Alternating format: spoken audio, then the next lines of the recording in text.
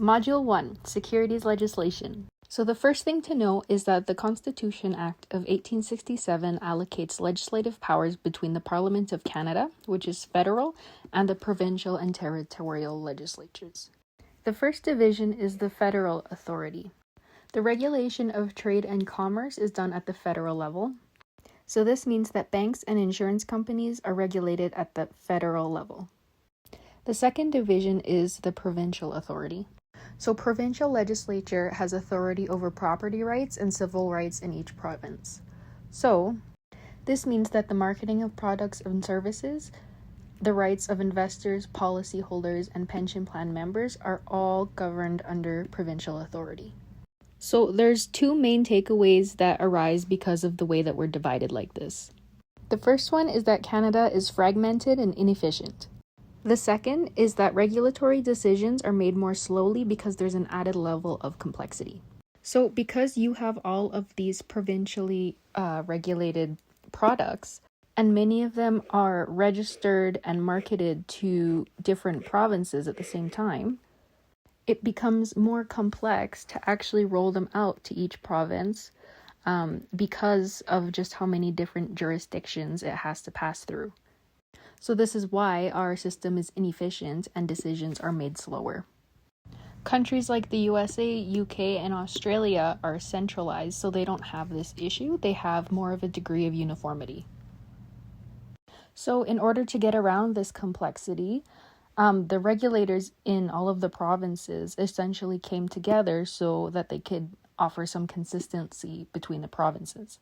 The cooperative organizations between the provinces are the Canadian Securities Administrators, Canadian Council of Insurance Regulators, Canadian Association of Pension Supervisory Authorities, and the Joint Forum of Financial Market Regulators.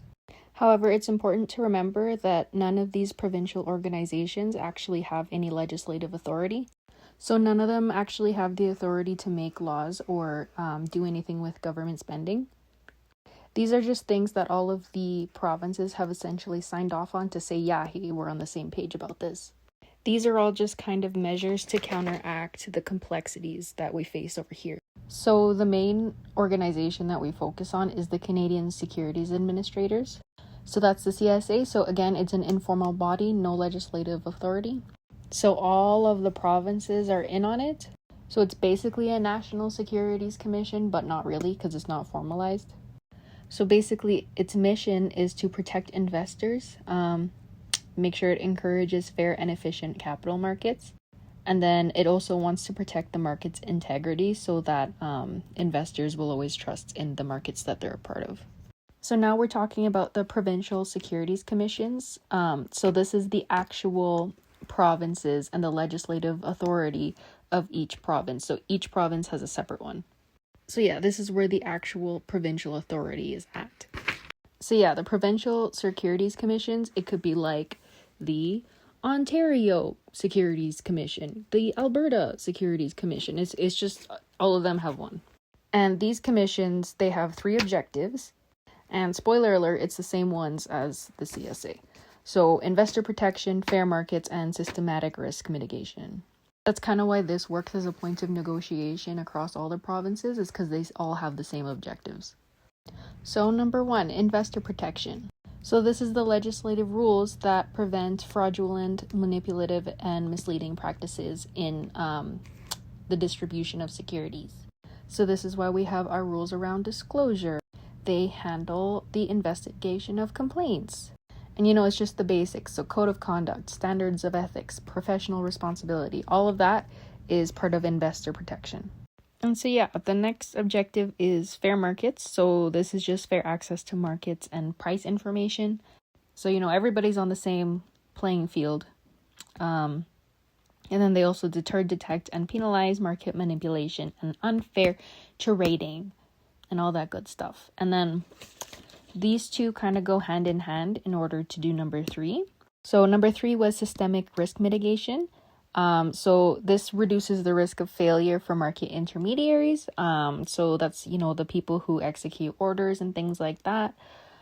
And then they also reduce the impact on investors in the event of a failure. So that So yeah, so these kind of come from these two. At the end of the day, it's all in the best interest of the public. So yeah. But yeah, just remember these rules are all legal legislative rules in each province. So yeah, now we're going to talk about self-regulatory organizations, otherwise known as SRHOs.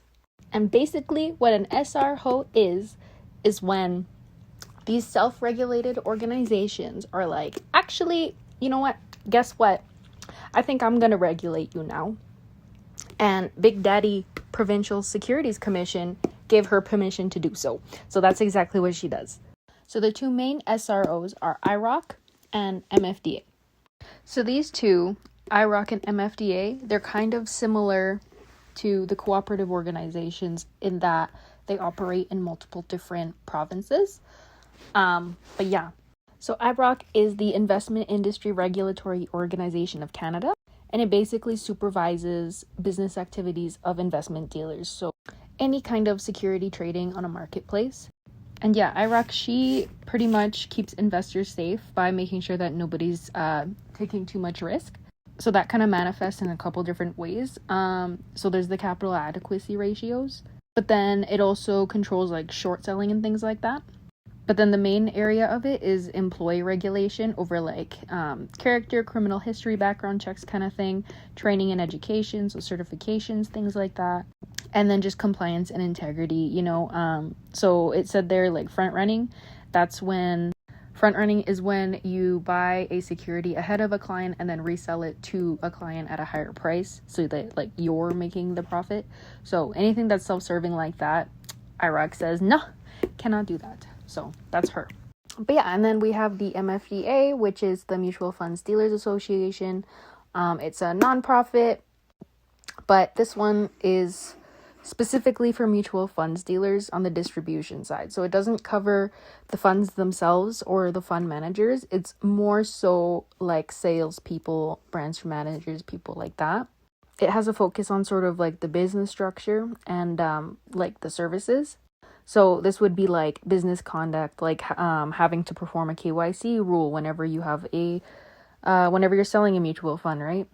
And then just other business practices like having capital requirements, separate client accounts, like just, all the things you're supposed to do. MFDA, she used to be the one that gave you like the,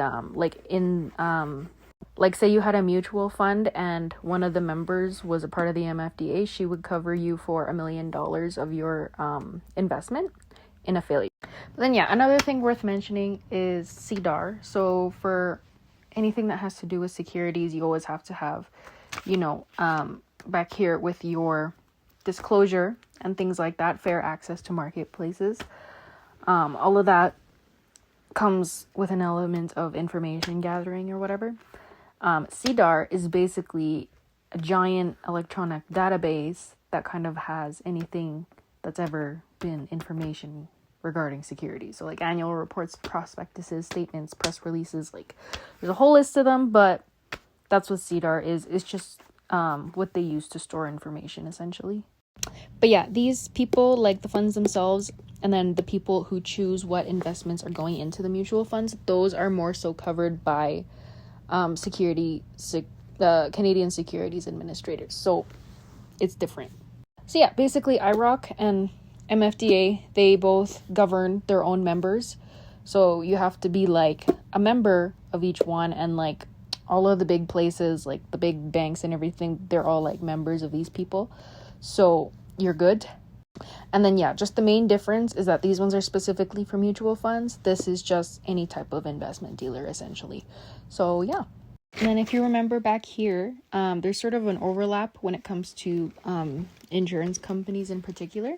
So for federal authority, insurance companies was there, but it's also under the rights of policyholders is also under provincial authority.